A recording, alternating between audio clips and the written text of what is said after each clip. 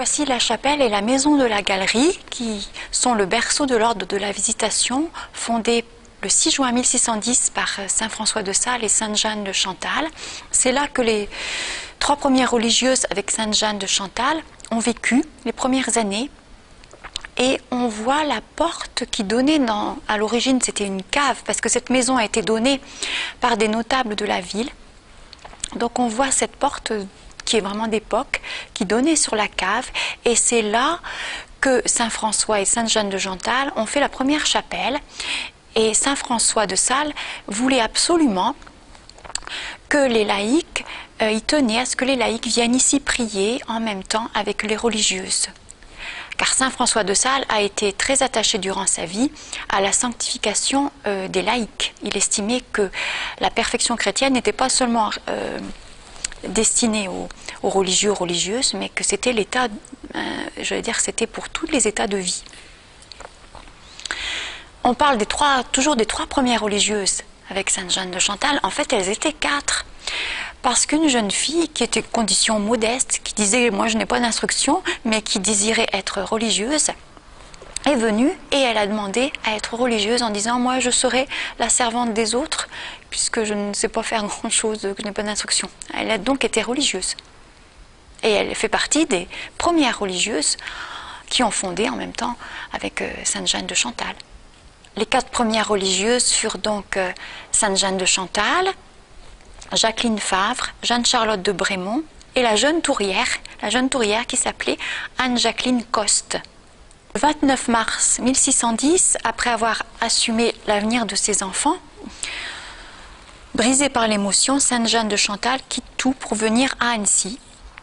Et le 6 juin 1610, François de Sales remet donc une ébauche de la Sainte Règle aux 3 premières visitandines. Cette règle qu'il a écrite dans la maison Lambert. À dos de mule, il a parcouru tout son diocèse alors qu'il était évêque, c'est-à-dire à peu près 600 paroisses, jusque dans les villages les plus reculés. Il visitait tous ses paroissiens et il a décliné l'offre qu'on lui avait fait d'être coadjuteur du cardinal de Paris. Saint François de Sales est considéré aussi comme patron des sourds et muets parce qu'il avait pris à son service un jeune enfant, un jeune sourd et muet, qui était à ses côtés. Toujours au service des plus pauvres, des plus petits, il consacrait donc beaucoup de temps à accueillir les pauvres, à les servir. Il est mort à Lyon en 1622 à 55 ans, dans la maisonnette du jardinier de la Visitation. Saint François de Sales a porté le titre d'évêque de Genève, mais il résidait à Annecy. Il était tout à tous, au service des petites gens comme des plus grands. Au service par exemple d'Henri IV, qu'il a rencontré plusieurs fois. Il l'a reçu au Louvre, au château d'Annecy.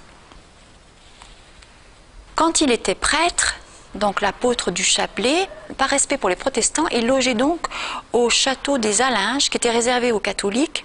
Et après quelques mois, il allait célébrer la messe à Marin, près de Tonneins, en pays catholique.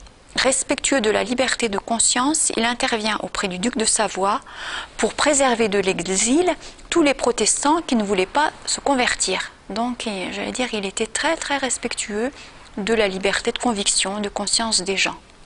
Donc sainte Jeanne de Chantal s'est mariée, elle a eu plusieurs enfants et son mari est mort dans une partie de chasse, donc elle a été veuve très jeune. Elle a dû élever ses enfants ensuite, jusqu'à la rencontre à Dijon. Avec saint François de Sales, il était en train de prêcher une retraite de carême. Et saint François lui a appris à sanctifier son veuvage en accomplissant son devoir d'État jusqu'en 1610, puisqu'elle a rencontré saint François de Sales en 1601 et que l'ordre de la Visitation a été fondé en 1610. Elle a fondé d'ailleurs 87 monastères dans la région et sur le Piémontais, en France également.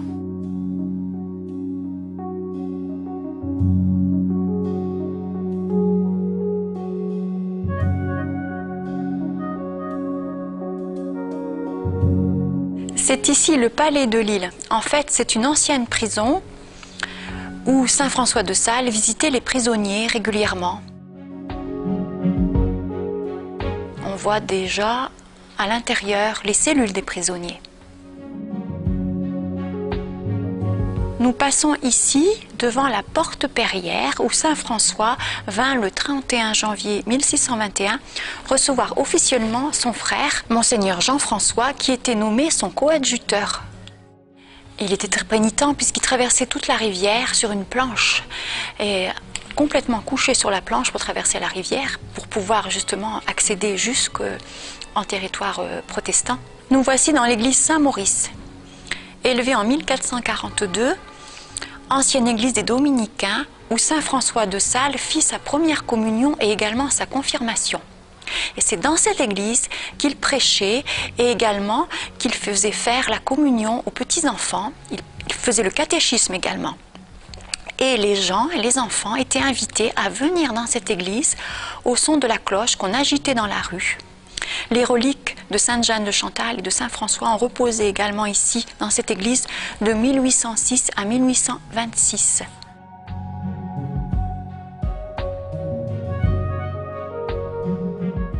Le 2 août 1911, les visitandines, lors de la visitation, s'établirent ici, sur cette colline, et les reliques de Saint François et de Sainte Jeanne de Chantal furent transportées avec grande solennité.